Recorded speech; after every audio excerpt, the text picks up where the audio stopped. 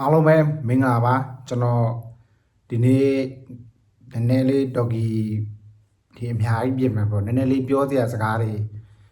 အများကြီးရှိရပေါ့အဲ့ဒါဘာလဲဆိုတော့လက်ရှိဒါကျွန်တော်တို့chelsea အသင်းမှာဒါလက်ရှိနီးပြကြီးအန်ဆိုမာရကာနဲ့သူတို့ top ဘိုလိုတွေရဲ့ပြဿနာတွေ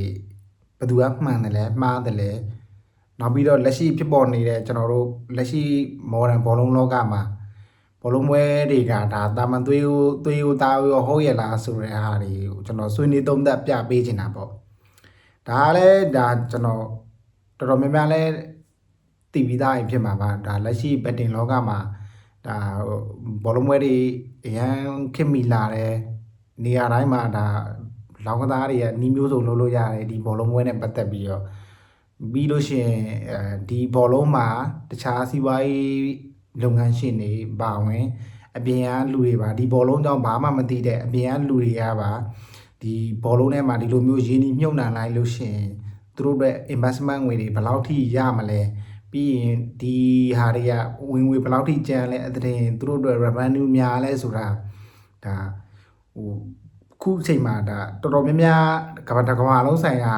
တတိတွေဥမာမီလီယံပါရှင်တွေကစားတာသူတို့မျက်စိကျလာတဲ့ဖြစ်နေပေါ့ဒီဘောလုံးထဲမှာသူတို့ပတ်စံတချို့လူတွေတချို့တတိကျတော့တချို့ဘီလီယံဟာတတိကျတော့သူတို့ပတ်စံတွေရှိရယ်သူတို့ပတ်စံတွေရှိပြီးတော့ဒါထင်ပေါ်ခြင်းနဲ့အောင်မြင်ခြင်းနဲ့ကြောကြားခြင်းနဲ့စားတဲ့ချက်တွေကိုလိုချင်တဲ့အတွက်ကြောင့်မလို့သူတို့ကဒါနာမည်ကြီးတဲ့ဘောလုံးတင်းတဲ့ကိုကောက်ကင်လိုက်တဲ့ဟာမျိုးကောက်ပြီးတော့ဝယ်ယူပြီးသူတို့ရဲ့ image ကိုတိစောက်တာမျိုးတွေလှုပ်လာကြတယ်ပေါ့ဥမာအဖြစ်ဒါကျွန်တော်တို့ Manchester United မှာဆိုလို့ရှိရင် Sir Ratcliffe တို့ပါဝင်ဒါ Ineos တို့ group อ่ะဆိုလို့ရှိရင်လည်းဒါ Glazer စီကနေပြီး share ရာခိုင်နှုန်း 75% ယူပြီးတဲ့နောက်ပိုင်းမှာဒါသူတို့ရဲ့ဒါဒီသူတို့ရဲ့ personal brand ရဲ့အပါဝင်သူတို့ရဲ့ business တွေကစားတာတစ်ချိန်လုံးတစ်ကမ္ဘာလုံးဒီပါတိလာကြတယ်ကျွန်တော်တို့ဒီလိုပဲဒါတခြား Chelsea အသင်းမှရှင်ဆိုလို့ရှိရင်ဒါ Chelsea အသင်းမှရှင်တဲ့ဒါကျွန်တော်တို့ Manchester United အသင်းမှရှင်ဆိုလို့ရှိရင်ဒါ American တထေးတွေ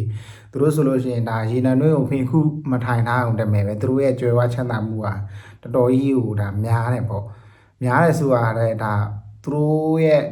ဒါ top ဘိုလေးတို့အုပ်စုဆိုလို့ရှိရင်ဒါသူတို့ဆိုလို့ရှိရင်ပိုင်ထားတဲ့အသင်းတွေကလည်းအများကြီးပဲဒါပြင်သစ်ကလပ် Star Bro အသင်းပါဝင်လက်ရှိ Chelsea မှာဆိုလို့ရှိရင်လည်းဒါသူတို့အသင်းမှာသူတို့မျက်စိကျတဲ့ကစားသမားမျိုးလက်ရှိချိန်မှာဘယ်လိုလူငယ်ကစားသမားလေးကဘယ်လိုမျိုးထွန်းတောက်နေလဲဆိုတာတွေ့လို့ရှိရင်ဒါသူတို့ကောက်ခေါ်ပြီးတော့ဒါသူတို့အသင်းမှာမြေတော်မြောက်ပေးပြီးတော့ပတ်စံများများရလာတဲ့အချိန်ဝင်ငွေများများရလာတဲ့အချိန်ကြလို့ရှိရင်ဒီကစားသမားလေးကဟိုဒီအသင်းမှာအာကိုရ star wine ဖြစ်လာတဲ့အချိန်ကြလို့ရှိရင်သူတို့ပြန်ရောင်းမယ်ပြန်ရောင်းပြီးသွားရင်ပတ်စံရှာမယ်စားတဲ့ business တွေနဲ့ run ပြီးတော့ဒါ top ဘိုလေးတွေကဒါတစ်နှစ်ဒီကောင်လေးChelsea သင်းကိုဝယ်ယူပြီးတဲ့နောက်ပိုင်းမှာရလာတဲ့ဝင်ငွေနဲ့အမြတ်ဟာဒါ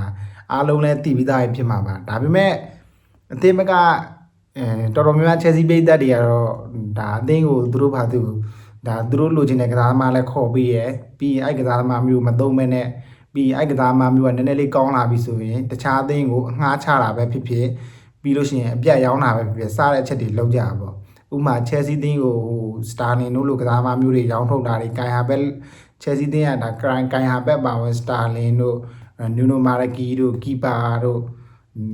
စားတဲ့ဒီကစားသမားတွေကိုရောင်းထုတ်တဲ့ဝင်ငွေဟာဒါဒီမျိုးခံပြိုင်မဲ့ Arsenal အသင်းကိုရောင်းရတဲ့ဝင်ငွေဟာသူတို့အတွက်အရင်အများရခဲ့တယ်ဆိုတော့ဟာတွေကဒါ Chelsea သင်းရဲ့ဘုတ်ဖွဲ့တွေကဒါသူတို့အလုံးလုံးပုံဘယ်လောက်ထိတိကျပြတ်သားလဲဆိုတာကျွန်တော်ထင်ထင်ရှားရှားမြင်တွေ့ခဲ့ရတယ်ပေါ့နော်အဲ့ဒါကြည့်ချင်းအဖြစ်ဒီ American တတိတွေကဒီ Chelsea သင်းကိုဝယ်ယူခဲ့တဲ့ချက်ဟာဒါသူတို့သင်းဟာဘာယူမှန်းချက်ဘာအောင်မြင်မှုမှမဲရမလို့ချင်ပဲနဲ့အသင်းကိုလူဝယ်လိုက်ရောင်းလိုက်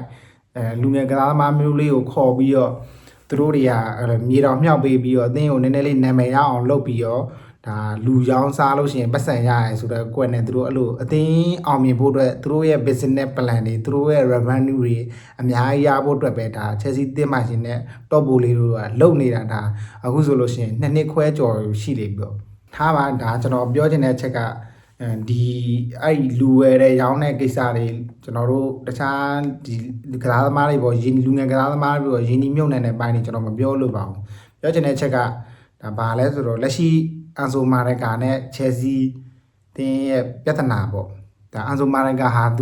ူပြီးခဲ့တဲ့ Everton နဲ့ပွဲတုန်းကအင်တာဗျူးမှာဒါမီဒီယာတွေတော်တော်များများရှိမှာသူတော်တော်လေးကိုဒါအကြီးကျယ်ပေါက်ပွဲပြီးတော့သူကင်တွယ်ခဲ့တဲ့ဒါ200ဒီအတွင်းမှာသူမှာပြဿနာတွေအများကြီးရှိရပေါ့သူကြိုက်တဲ့ကစားသမားမျိုးတွေကိုသူစိတ်ကြိုက်ပွဲထုတ်ခွင့်မရဘူးပြီးလို့ရှိရင်ကျွန်တော်ကဒီကစားသမား17ယောက်ကျွန်တော်အတွက်ဒီ100ဒီလုံးဆိုအတွက် format နဲ့ frame ရှိပြီးသွားပြီဒီကစားသမားမျိုးကိုကျွန်တော်ပုံသေး17ယောက်ရပြီးသွားပြီဆိုလို့ရှိရင်တဲ့သူ့ကိုတဲ့ဒါ top ဘိုလေးတို့ဖွဲ့ရပေါ့ကစားသမား rotation ကိုကြီးကျယ်လုပ်ခိုင်းတယ်ဒါပေမဲ့လောက်တယ် Chelsea နဲ့ Anzo Maresca ဒါပြီးခဲ့တဲ့ຢာဒီရဆိုလို့ရှိရင်ကစားသမား rotation ဆိုအများကြီးပဲလုပ်ခဲ့တယ်ကျွန်တော်တို့လည်းတွေ့ပြီးသွားပြီဘယ်လောက်ထိလဲဆိုလို့ရှိရင်ဒါ Anzo Maresca ဘယ်လောက်ထိသူ Chelsea တင်းကိုဒီငါချောင်းပုတ်ဖွဲ့တွေကြပါသူဘယ်လိုမျိုးအလုပ်လုပ်ခဲ့လဲဆိုရင်ဒါမနစ်ကရာဒီဆိုလို့ရှိရင်ဒါ UEFA Conference League မှာကန်တဲ့17ယောက်နဲ့ဒါပြီးဟိုအင်္ဂလန်ပရီးမီးယားလိမှာကစားတဲ့17ယောက်ပြီးရင်ပြည်တွင်း League Fly မှာကန်တဲ့17ယောက်ဆိုပြီးတော့ဒါမတူညီတဲ့3သင်း4သင်းလောက်ခွဲပြီးတော့ဒါကစားမ rotation ကိုကြီးကျယ်လုပ်ပြီးတော့ကစားခဲ့တယ်ပေါ့အဲ့လိုမျိုးကစားပြီးတော့ဒါသူဆိုလို့ရှိရင်ဒါ FA ကမှာဆိုလဲဒါ quarter final ရောက်ခဲ့တဲ့ပြီးကလပ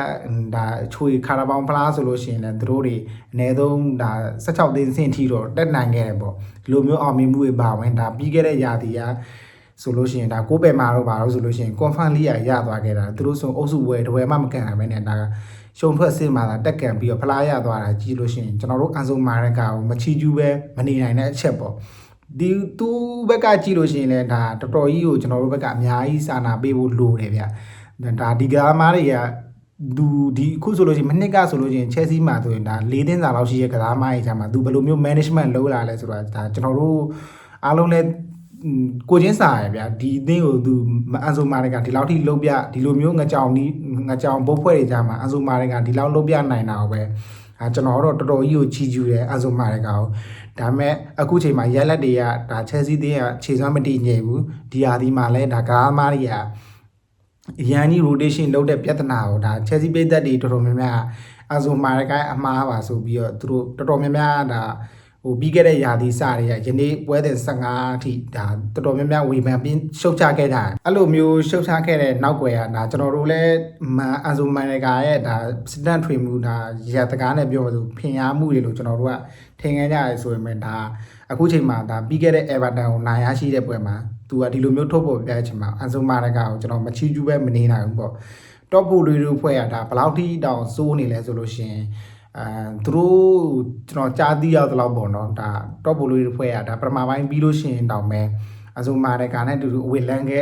ခန်းတွေကိုလာပြီးတော့သူကစားမအောင်ဘယ်လိုမျိုးချိန်ပြီးတော့ဘယ်လိုမျိုးကစားပါဆိုပြီးတော့ဒါဖီအားတွေပေးတယ်ပေါ့အဲ့လိုမျိုးအကြောင်းမလို့လဲဒါမလိုလားအပ်တဲ့ပြဿနာတွေနဲ့ဒါမလိုလားတဲ့လူစားမှုတွေလဲပြီးတော့ဒါရလက်တွေဒီလိုမျိုးစိုးနေရပါဆိုပြီးအဆိုမာရကာအကြီးကျယ်ပေါက်ပွဲပြီးတော့လက်ရှိချိန်မှာဒါမနက်ဖြန်ကဆိုလို့ရှိရင်အန်ဆိုမာရကာပါဝင်ပုတ်ဖွဲ့တွေကအရေးပေါ်မီတင်ထိုင်ပြီးတော့ဒါဒီအရေးပေါ်မီတင်ထိုင်ပြီးဆုံးဖြတ်ချက်တစ်ခုချသွားမယ်လို့ကျွန်တော်တွေ့ရပေါ့ဒီအချက်တွေကလည်းဒါဟို top ဘူလီတို့ဖွဲ့ကအန်ဆိုမာရကာကိုသူလှုပ်လို့ရလို့မို့သူတို့ချဲလဲချင်တိုင်းချဲလဲလို့ရမယ်နီးပြမျိုးမို့လို့မို့ဒါသူတို့ခေါ်ခဲ့ရပေါ့မင်းသူတို့ကဘယ်လောက်ထိဆိုးလဲဆိုရင်ဒါသူတို့ဘက်ကလည်းတွေ့ရင်တော့မှန်ပါတယ်ငါတို့ကဒါလူဝိအနီဂေးတို့တော်မက်တူချဲတို့လို့လူဝိအနီဂေးပင်နာဂက်စမန်တို့လို့ထိန်တန်းနီးပြရတဲ့တောင်ပဲငါတို့လှုပ်ချင်တယ်လို့လှုပ်လို့မရလို့မင်းကိုခေါ်ခဲ့ရဆိုတဲ့အကြောင်းပြချက်နဲ့ဒါသူတို့တွေဒီလာမနက်ဖြန်မှာအစီအဝေးမှာသူတို့ဒီလိုမျိုးစကားတွေနဲ့ပြောပြီးတော့ဒါအန်ဆိုမာရကာရဲ့ထိုင်ကွာဆိုလို့ရှိရင်လက်ရှိချိန်မှာမမြဲတော့ဘူးပေါ့လက်ရှိသူတို့ကိုလည်းဒါဟို top ဘိုလေးတို့ဒါမီဒီယာရှေ့မှာအကြီးကျယ်ပေါက်ပွဲပြီးတော့ဝေဖန်ခဲ့တဲ့ပြည်နယ်လည်းအန်ဆိုမာရကာအတွက်ဒါ Chelsea သင်းမှာဒါဒီယာဒီကုံနဲ့ပါဝင်ဒီယာဒီနောက်ဒီနှစ်ပွဲသုံးပွဲလောက်ကင်ပြီးတော့ရင်ဒါထုတ်ခံရဖို့များတယ်ပေါ့ဒါ Chelsea ပြည်သက်တွေကတော့အခုဆိုလို့ရှိရင်အဆိုမာရကာတစ်ဖွဲ့နဲ့ top ဘိုလေးတစ်ဖွဲ့ဆိုပြီးတော့ကွဲနေတဲ့အချိန်မှာတော်တော်များများတော့80ရာခိုင်နှုန်းလောက်ကတော့ဒါအဆိုမာရကာမှန်တယ်ပေါ့သူရဲ့ဒါ rotation system တွေကအလုံးဖြစ်ခဲ့တယ်ဗျာဒါမိနစ်ကဆိုလို့ရှိရင်ဂိုလ်လူးမှတ်တွေရခဲ့တယ်အဲ့ဂိုလ်လူးမှတ်ကလည်း ချန်ပီယံလိဝင်ခွင့်ကိုလွတ်လွတ်ကျွတ်ကျွတ်နဲ့ဒါ1-4နဲ့အောင်ခဲ့တယ် UFA Command League Flag ကိုလည်းဒါသူတို့လုံးဝအကောင်းဆုံးခြေစွမ်းပြပြီးတော့ရရှိခဲ့တယ်ဒါကလပ်ကပတ်ပါလာဖလားမှာဆိုလို့ရှိရင်လည်းလက်ရှိအရန်ချမ်းလာပါပြီဆိုတော့လူအင်ဒီကေရဲ့ PSG ကိုလည်းနိုင်မိကစားခဲ့တဲ့ဒါလူစင်းသူ့ရဲ့ကင်တွယ်ပုံအရဆိုအန်ဆိုမာတက်ကဒါလုံးဝမညံ့တဲ့နီးပြမျိုးဒီလိုနီးပြမျိုးဟိုကိုဒါတော့ပိုလေးတို့ကဒါထုတ်ချင်လဲထုတ်မှာပေါ့ကျွန်တော်ဘာကြောင့်အဲ့လိုမျိုးပြောလဲဆိုတော့တော့မက်တူချယ်လိုမျိုးထိတ်နှန်းနီးပြမျိုးတောင်ဗျာသူတို့တော့ပိုလေးတို့ကသူတို့ချယ်လဲချင်တိုင်းချယ်လဲလို့မရလို့ရှိရင်ဒါထုတ်ပြတဲ့အဖွဲ့အစည်းမျိုးဗျာအဲ့ဒါကြောင့်ဒါဒီခေါက်စီးဝေးပြီးသွားလို့ရှိရင်အန်ဆိုမာတွေကနေပြီးဒီလားကုံလောက်ဆိုလို့ရှိရင်ကျွန်တော်တို့ထိုင်ကုန်မမြဲတော့ဘူးပေါ့ကျွန်တော်ထုတ်ခံရနိုင်ရှိရယ်အခုဆိုဗျာဒါချဲစီဆိုလို့ရှိရင်သူမလို့ခြင်းနဲ့ဒါတိုရှင်တို့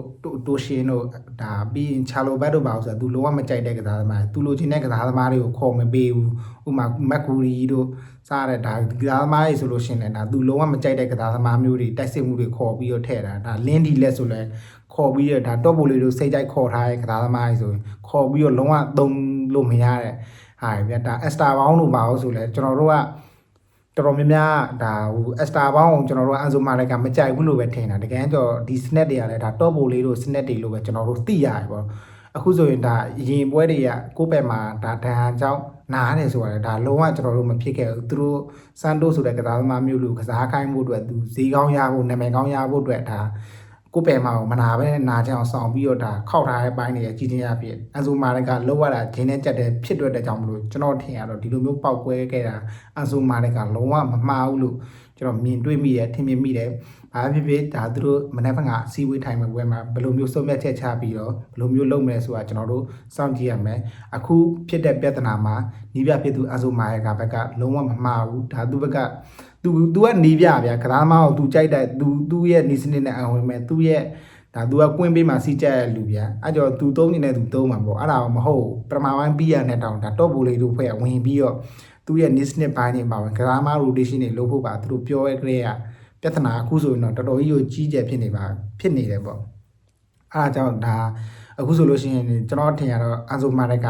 ထိုင်ကုန်ဒီလားကုန်ထီတောင်ပဲချီချင်မှရှိမှာပေါ့ဒါစီဝေးထိုင်ပြီးတော့နှစ်ဦးနှစ်ဖက်လမ်းခွဲပြီးတော့အန်ဆိုမာရက်ကတဲ့ဒါညံ့တဲ့နီးပြပဲဖြစ်ဖို့များတယ်ကျွန်တော်ထင်ရတော့ဒါလက်ရှိအင်သင်ကလပ် Star Pro အသင်းနီးပြလည်းဖြစ်ချင်းပြင်ပဲပြီးရင်ဒါဟိုဆောင်းဂျရက်ဆောင်းဂိတ်တို့ပြီး Brandon Roger တို့အဲ့လိုအန်ဆိုမာရက်ကဒါတဲ့နေနဲ့နီးပြတွေလာလို့ရှိရင်တော့ Chelsea တင်းရတော့ဒါအခုအန်ဆိုမာရက်ကနဲ့ထိုင်ကြနေရဲ့အဖြစ်လေးကနေဘယ်လိုမျိုးပြဿနာဖြစ်ဘယ်လိုမျိုးအခြေအနေဆိုရင်ရောက်သွားမလဲဆိုတော့ကျွန်တော်တို့စောင့်ကြည့်ရင်းနဲ့ကျွန်တော်ရဲ့ဆွေးနွေးသုံးသပ်မှုတွေကိုဒီမှာပဲရန်နာခွင့်ပြုပါအားလုံးကိုကျေးဇူးတင်ပါတယ်ခင်ဗျ